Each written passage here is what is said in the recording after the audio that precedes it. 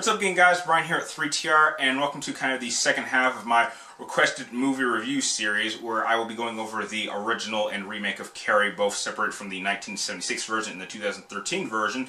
And I've already reviewed the original version, so I'll leave a link to that video in the description down below. And going into this one, there's really no point in going over the overall story because it's pretty much on par with the original. You have a girl named Carrie. She's a senior in high school. She gets picked on excessively. She goes to her prom night, she gets humiliated there, and then she has telekinetic powers, so she goes on a killing spree, just killing anyone in sight, really. Now, I'd like to kind of divide this part of the review kind of in two parts, separating what I thought was good about this film and what improved upon the original and what the movie sort of lacked. Now, what I thought was a lot better in this version over the original was the acting. I really thought that Chloe Grace Moretz's performance as Carrie was certainly a lot better. She seemed even more innocent than the original girl who played Carrie in the original.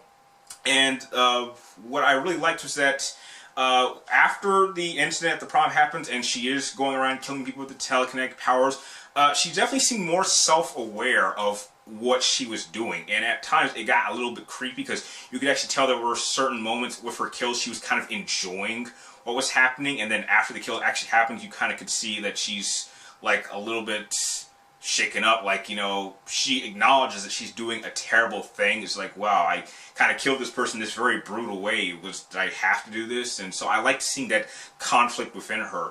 I also thought that Julianne Moore's performance as the mother was just probably the performance of this film, because she was just creepy. I mean, she's like the prime definition of like the type of mom you don't want to have. Like if my mother was like this, I mean, please send me to some relatives, send me to a foster care home or something. I do not want to live under this woman's roof. I also liked how they acknowledged that not all the girls that were part of the whole popular group were messing with her. There was that one girl who was like kind of like saying, you know, leave her alone.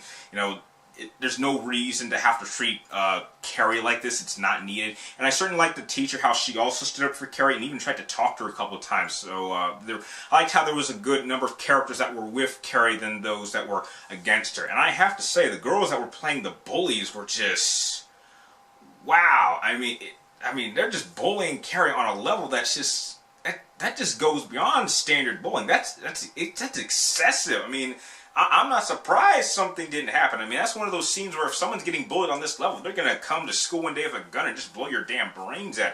And I don't think I'm going to feel too sorry for you.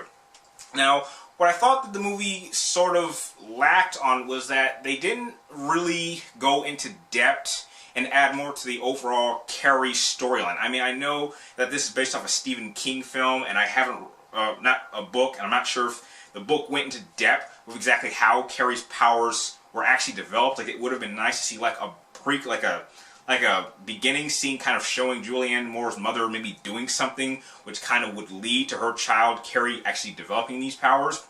And it would have been nice to actually see a scene where Carrie like first discovers she has these powers before the prom, and like see her use them in like a calm state. Like she says, oh, I have these powers, maybe I could practice with them, do a couple of really cool things with them. And then later on when we're at the prom, we actually do see what happens when she just completely loses. I think seeing a balance of using her powers when she's like angry and when she's calm would have been a really great balance of seeing exactly how the advancements in CGI and technology would have worked.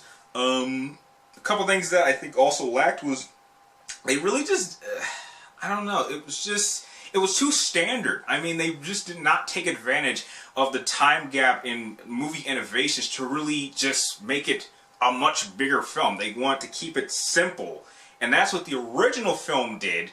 But if you're going to make a remake to an original classic film, then you have to do a comparison like, okay, if you watch the original, this is what you'll get. But if you watch the remake, you can get that and then some more. And I don't think that it did that. I'm saying in terms of like comparison from times, comparing it to the original, it felt like it was just trying to get on its same level. And I think that it did on many cases, but there was a lot of lost opportunity to add more to the Carrie storyline mythos, and I think that's what really holds it back from being a truly great film. I still think that this is a very good film. I think it's overall slightly better than the original. But if you want to watch the original, if you prefer the original over the remake, I perfectly understand. But just saying, for me personally, I did like the remake a little bit more, simply because it felt like it was a modern story, and so I could actually connect more with the story of this film because it felt very relevant to how bullying is handled today and some of the consequences. So for that, I'm going to have to give the remake of Carrie, the 2013 version, a B+. Slightly better than the original, a lot of lost opportunities, but the acting and kind of the uses of the characters was definitely much better handled in this version than the original. Now, if you like this movie review, feel free to like, comment down below, and please subscribe. Check for my future movie and video game reviews. And you can also press one of the links in the description down below to follow me on Twitter and friend me on Facebook, and I will be sure to friend you and follow you back. And like always, thank you guys for watching, and I'll see you next time.